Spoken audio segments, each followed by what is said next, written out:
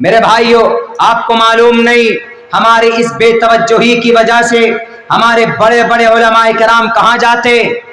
R S S کے plate form پر گئے ہوئے ہیں۔ میں ایسے 10 بڑے عالم دین کا نام پیش کر سکتا ہوں، میں پورے درک کے ساتھ کہہ رہا ہوں کہ وہ حضرات علماء کرام آر ایس ایس کے پلیٹ فارم پر گئے، اور آر ایس ایس کو ایسی ہماری شریعت کا انفارمیشن نہیں ملتی، ان کو کوئی نہ کوئی تو ہے ہمارے پلیٹ فارم سے جو ان کو یہ چیز لیک کر رہا، یہ پاس کر رہا، اسلامی تعلیمات اور اسلامی قوانین کے بارے میں ان کو بتا رہا ہے۔ کیوں گئے آر ایس ایس کے پلیٹ فارم میں؟ ذمہ دار ہم لوگ ہیں۔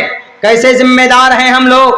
ہم لوگ اپنی مسجد جب بناتے ہیں تو مسجد کے امام صاحب کے اوپر جو پنکھا لگتا ہے وہ ہوگا جناب اوشا کمپنی کا، بجاج کمپنی کا، یا طوفان کمپنی کا، یا روکسی کا، اس کا ہوگا فین، تاکہ مولانا صاحب کو بہتر ہوا لگے۔ اور نیچے جو مصلی بچھاتے ہیں ایک دم قالین موٹے والے شاندار قالین بچھاتے ہیں۔ ان دونوں کے بیچ میں جو امام صاحب نماز پڑھاتے، ان سے پوچھو کہ تنخواہ کتنی ہے امام صاحب کی، وہ کہیں گے 4000 روپے تنخواہ۔ واہ بھائی واہ! جب 4000 روپے تو موٹر سائیکل کے پیٹرول میں آپ خرچے کر دیتے، آپ میں سے 5000 کا تو پیٹرول انفیلڈ میں خرچہ کر دیتے۔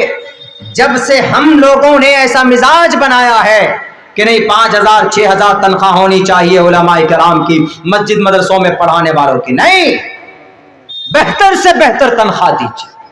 امام سب سے زیادہ پابند ہوتا ہے اپنے وقت کا، اپنی ڈیوٹی کا، کہ 24 گھنٹے میں 5 وقت آپ کی نماز کو لے کر اللہ کے پاس جاتا ہے۔ وہ ایک جگہ ہم نے کہا نا کہ ایک امام صاحب کا 6 مہینے سے تنخواہ نہیں دیا بیچارے کو، آخر میں یہ کہا کہ امام صاحب آپ کی ضرورت نہیں، آپ جائیے گھر پہ جائیے۔ امام صاحب نے کہا کہ 6 مہینہ جو پڑھایا نماز اس کی تنخواہ دو۔ انہوں نے کہا آپ رہے نہ کھائے نہ کمرہ یوز کیا نہ آپ نے، بات برابر ہو گئی، جائیے اپنے گھر کو جائیے مولانا عبداللہ۔ تو مولانا عبداللہ نے بھی کہا کہ کوئی بات نہیں، 6 مہینے کی تنخواہ نہیں دو گے نا تو تمہاری 6 مہینے کی نماز بھی نہیں ہوئی۔ کہا کیسے؟ کہا کہ تم لوگ تنخواہ نہیں دے رہے تھے، ہمیں بنا وضو کے ہی نماز پڑھایا۔ اب بتائیے یہ والا معاملہ ہے، بلکہ ائمہ کرام کو، علماء کرام کو، یہ قوم کے سرمایہ ہے بھائی۔ ہمارا عقیدہ جو محفوظ ہے انہی کی وجہ سے، یہ لڑ جاتے ہیں، بھیڑ جاتے ہیں، یہ بھلے ہی 25 روپے میٹر کا کپڑا پہنتے ہیں، یہ 50 روپے میٹر کا کپڑا پہنتے ہیں، لیکن ان کے سینے میں جو قرآن ہے، جو شریعت کا جو انفارمیشن ہے، یہ پہاڑوں کو بھی ہلا سکتی ہے۔ اللہ کا کلام ان کے سینے میں ہوتا ہے۔ ان کو عزت دو، ان کو سمان دو۔ لوگوں یہ رسید لے کر آپ کے دروازے پر پہنچے تو آپ ان کو ذلیل مت کرو، بلکہ سمان کے ساتھ بٹھاؤ، جیسے مکھیا جی کے آنے پر کرسیاں دیتے، چائے پیش کرتے، ناشتہ دیتے ہیں۔ تو ہمارے علماء جب پہنچے ہیں آپ کے علاقے میں، آپ کے دیار میں، آپ کے گاؤں میں، تو ان کو عزت دو، ان کو ایسا لگے کہ ضرورت مجھے نہیں ہے بلکہ ضرورت ان کو ہے۔ کیوں گئے آر ایس ایس کے پلیٹ فارم پر؟ کیا غلطی تھی ہمارے ہندو بھائیوں کو بھٹکنے کی؟ ان کے علماء نے، ہندو بھائیوں کے مفتیوں نے، ہندو بھائیوں کے مولویوں نے، ہندو بھائیوں کے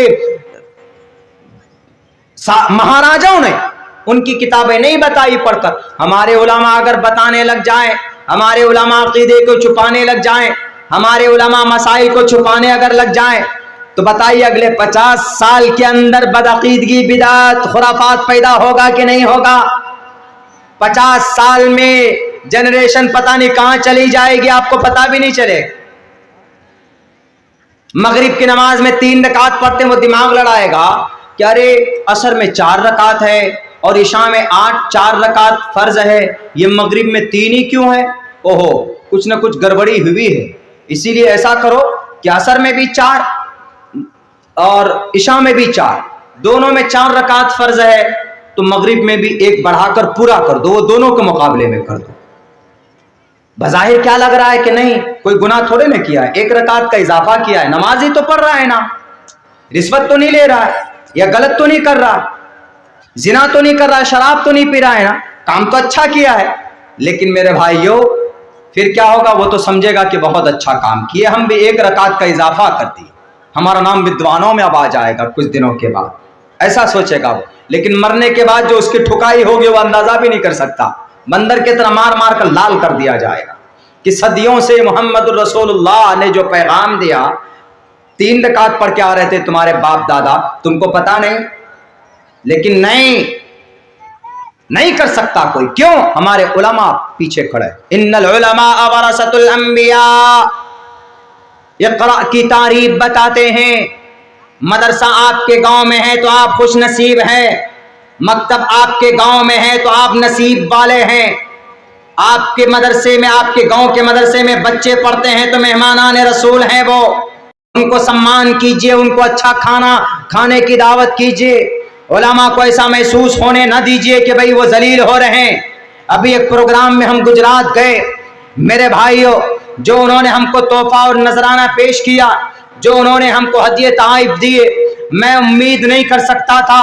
وہ گجرات جہاں پر 27 فروری سن 2002 کو فساد شروع ہوا، جہاں پر 59 کار سیوکوں کو، 59 لوگوں کو ٹرین کے 2 ڈبوں میں ڈال کر ایک سازش کے تحت، ایک پلاننگ کے تحت جلا کر مار دیا گیا، اور پھر وہاں سے جو دنگا شروع ہوا ہے پورے گجرات میں 3200 مسلمان مارے گئے، اور ان سے کہیں زیادہ ہماری عورتوں کی عزتیں لوٹی گئی۔ حاملہ عورتوں کے پیٹ چاک کر ان کو، بچوں کو نکال کر گولیوں سے بھون دیا گیا۔ باپ کے سامنے بیٹیوں کو برانا کر کے ان کی عزت لوٹی گئی، ان کے ایک ایک پیر کاٹ دیے گئے۔ عورتیں ٹرک میں بیٹھ کر بھاگنے کی کوشش کرتی تھی تو اس ٹرک کو آگ کے حوالے کر دیا جاتا تھا۔ اسی گودھرا میں، اسی گجرات کے اندر ابھی اسی مہینے کی قریبی تاریخ میں ہم پروگرام کر کر وہاں سے پہنچے۔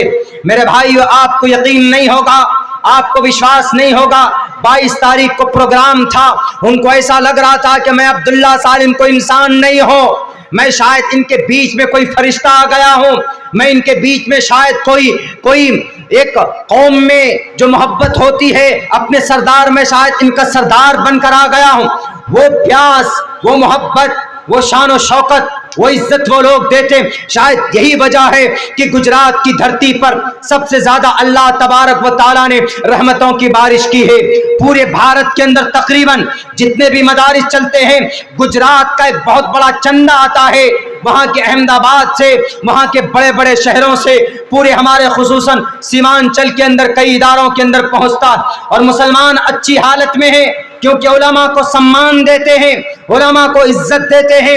کسی بھی عالم دین کی تنخواہ وہاں پر 15,000 سے 20,000 سے کم نہیں۔ ہم نے جس مسجد میں جمعے کی نماز پڑھائی، اس مسجد کو انہوں نے 13 کروڑ روپے خرچ کر کے اس مسجد کی تعمیر کی، اور وہاں پر جو جامع مسجد اور جو مرکزی مسجد تھی، سب سے بڑی مسجد، وہاں پر 27 کروڑ روپے خرچ کر کے انہوں نے اس مسجد کو بنایا۔ صرف مسجد نہیں بلکہ مدرسے الحمدللہ علی شان ان کے بنے ہوئے تھے۔ وہ سمان، وہ عزت وہاں پر انہوں نے علماء کرام کو دیا ہے۔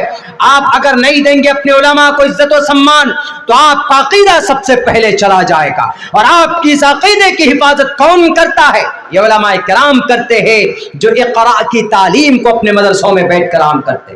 ورنہ ہندو بھائیوں کے اندر تو یہی ہوا، یہودیوں میں کیا ہوا، کرسچن میں کیا ہوا، بڑے بڑے علماء تھے نا ان کے، لیکن اپنے اپنے گرنتھوں کو خود سے انہوں نے بدلا، خود سے تبدیل کر دی۔ ایک کتاب ہے، ایک ایشور کے بارے میں دو لائنز ہیں، And I pray my father and my mother، Bible میں کرسچن لوگ کہتے I pray my father for my mother، پہلے چیپٹر میں یہ ہے۔ اور کرسچینٹیز کی اسی بائبل کے اندر آپ جو امریکہ سے ہے، انسائکلوپیڈیا کے اندر دیکھیے جو بائبل کا ذکر کیا ہے، اس میں کیا لکھا ہے 5ویں نمبر کے اول میں، He has no father no mother۔ پہلے کہہ رہا ہے کہ I pray for my father and mother، یعنی عیسیٰ کے لیے اور مریم کے لیے۔ بہت غلط عقیدے ہیں اس تعلق سے، اور وہیں پر آگے وہی کیا کہہ رہا، He has no father no mother، انہی کے بارے میں کہہ رہے ہیں کہ نہ ان کے ماں ہے نہ پتا ہے۔ میرے بھائیو، یہ غلطی کہاں سے پیدا ہوئی؟ یہ غلطی پیدا ہوئی ان کے علماء نے خیانت کی، ان کی شرعی مسائل میں، ان کی دھارمک گرنتھ کے اندر صحیح تعلیم قوم کے بچوں کو نہیں دیا، نسلوں کو نسلاً بعد نسل آتی گئی، وہ قوم ذلیل ترین ہوتی گئی۔ اللہ کے نبی علیہ السلام آئے اسی قوم کو، اللہ کے نبی علیہ السلام آئے قوم کے بیچ میں، کرسچنٹیز کے بیچ میں، یہودیوں کے بیچ میں، مشرکین کے بیچ میں، انہوں نے اس پستی میں زندگی گزارنے والے قوم کو اقرا کے ذریعے سے، قرآن کے ذریعے سے فلک الافلاق پر پہنچا دیا، عرش پر پہنچا دیا، اور دنیا کے اندر سب سے بہترین قوم اللہ تبارک و تعالیٰ کے ذریعے سے تصدیق دلوا دی اللہ تبارک و محمد رسول اللہ نے، اور اللہ نے قرآن میں کہا وَأَنْتُمُ الْأَعْلَوْنَ إِن كُنتُم مُؤْمِنِينَ، تم ہی سب سے ہائیسٹ ہو، تم ہی سپر پاور میرے بھائیو۔ لیکن ہم لوگ آج کہاں جا رہے ہیں، کس راستے پر جا رہے ہیں، ہم لوگ خود ہی سمجھ سکتے ہیں۔